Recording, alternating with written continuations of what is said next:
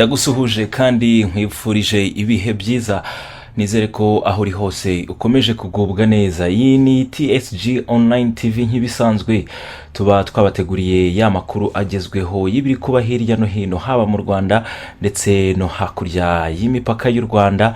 Niba ushaka kuba uri update cyangwa se uba ufite amakuru agezweho, nta kintu usabwa gukora no gukora subscribe gusa, ubundi ukaba umwe mu banyamuryango ba TSG Online TV, ubundi tukajya tukugezaho amakuru ndetse ya makuru mashya yizewe. Amakuru nkuzaniye kuri ubu avuga ko undi musirikare wa Fardc yarasiwe ku butaka bw'u Rwanda. Hamenyekanye uko byagenze. Ese byagenze gute kugira ngo uyu musirikari w'ingabo za Congo Fardc nawe arasirwe ku butaka bw'u Rwanda? Uyu musirikari wo mu ngabo za Repubulika Iharanira Demokarasi ya Congo yarasiwe ku butaka bw'u Rwanda nyuma yo kubukandagiraho, ndetse akaba yabukandagiyeho yirukankana abana ashaka kubambura intama bari baragiye. Uyu musirikari yabonye abana bari kwiragirira intama hariya ku mupaka, ndetse abirukankana ashaka kubakira izi ntama, ubundi yambuka umupaka tayari aba awambutse mu buryo butemewe. Uyu musirikari yarasiwe ku butaka bw'u Rwanda ku gicamunsi cyo ku wa kane, hari tariki ya 4 Kanama mu 2022. Aho yarasiwe ni mu mudugudu wa Cyamabuye mu kagari ka Rusura, umurenge wa Busasamana mu karere ka Rubavu. Ni hariya i Rubavu aho u Rwanda rugabanira na Congo. Uwavuze aya makuru yavuze ko uyu musirikari wa Fardc yarasiwe ku butaka bw'u Rwanda ubwo yarimo yirukanka ku bana bari biragiriye intama ashaka kuzibaka, akaza kwisanga agasanga yarenze umupaka uhuza u Rwanda na Repubulika Iharanira Demokarasi ya Congo.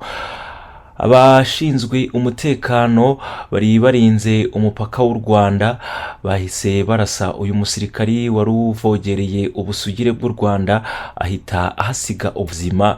Umuvugizi w'ingabo z'u Rwanda Brigadier General Ronald Rwivanga yemereye ikinyamakuru Umuseke iby'aya makuru agira ati nibyo yambutse binyuranyije n'amategeko araraswa. Umurambo we wahise ushyikirizwa ubuyobozi n'inzego z'umutekano za Congo mu gikorwa cyabereye ku mupaka wa Kabuhanga. Uyu musirikari murumva icyatumye araswa, yabonye abana baragiye intama ashaka kubirukaho ngo azibake, birangira asanze yambutse umupaka, kandi ni ibintu bitemewe kuba wava mu gihugu ukambuka mu kindi, noneho uri n'umusirikari wambaye teni ndetse ufite n'imbunda. Kwambuka umupaka bifatwa nkaho uvogereye ubusugire bw'ikindi gihugu. Uwo musirikari yarashwe tariki 17 Kamena mu 2022, nawe yahise ahasiga ubuzima. Umurambo we nawo ugahita ushyikirizwa inzego za Congo Kinshasa. N'undi musirikari nyine umwe wa mbere warasiwe n'ubundi ku mupaka agerageza kwambuka mu Rwanda. Uyu warashwe kuri uyu wa kane, byabaye nyuma y'umunsi umwe habaye gukozanyaho hagati y'ingabo z'u Rwanda n'iza Repubulika Iharanira Demokarasi ya Congo. Ayo makuru mwagiye muyumva uko gukozanyaho kwabereye mu giturage cya Murambi muri teritwari ya Nyiragongo, hari ku wa kabiri tariki ya 2 Kanama mu 2022, nyuma y'uko abasirikari ba Congo bashatse gufasha wari utwaye magendu kwambuka umupaka mu buryo butemewe. Radio Okapi ivuga ko abasirikari bari ku burinzi kuri uyu mupaka bahise barekurira umuriro w'amasasu aba Congo, hahita habaho gukozanya. n'igihe abasirikari ba Congo cyangwa se Fardc yageragezaga gufasha umuntu wari wambutse aje mu Rwanda, ndetse uwo muntu yaraje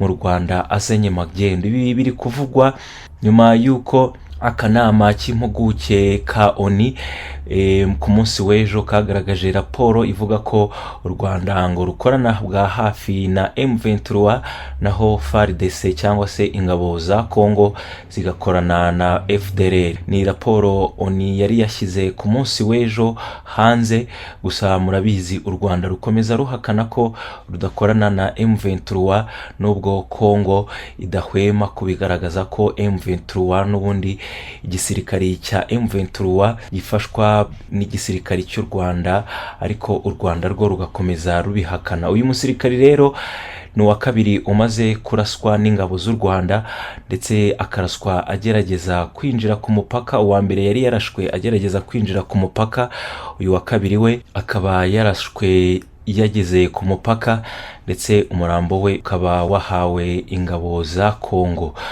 Ngayo nguko rero uyu musirikari nyine yaje kuba arasirwa hariya mu karere ka Rubavu, hariya i Busasamana. Murabizi ni ahantu ingabo za Congo cyangwa se imitwe yitwaje intwaro cyane FDLR ikunze guteza umutekano muke.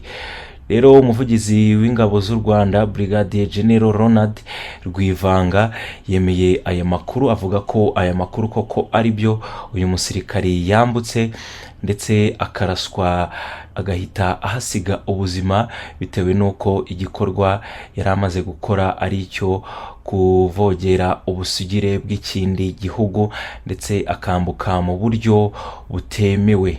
Mbibutse ko umusirikari wa mbere wo muri Congo yarasiwe hariya nanone i Rubavu agerageza kwinjira ku mupaka w'u Rwanda, ubwo abakongomani bari barimo kwigaragambya batera amabuye mu Rwanda bavuga ko u Rwanda ruri gufasha M23.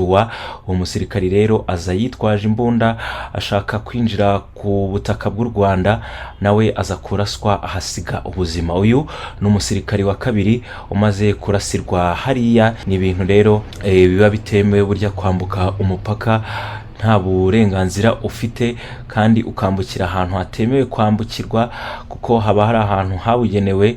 Ubwo rero urumva nuko bimeze. Uyu musirikari nawe akaba yaje kuraswa. Ngayo nguko nayo makuru nicyo cyatumye uwo musirikari araswa, gushaka kwambura abo bana intama bari barimo baragira, akaza kwisanga yageze ku butaka atakagombye kuba ariho. Cyo nicyo cyatumye ahasiga ubuzima. Reka mbashimire, nizere ko mwe mutarakora subscribe kuri TSG Online TV mugiye kuyikora. Tuba tubafitiye ya makuru agezweho ndetse amakuru ari update.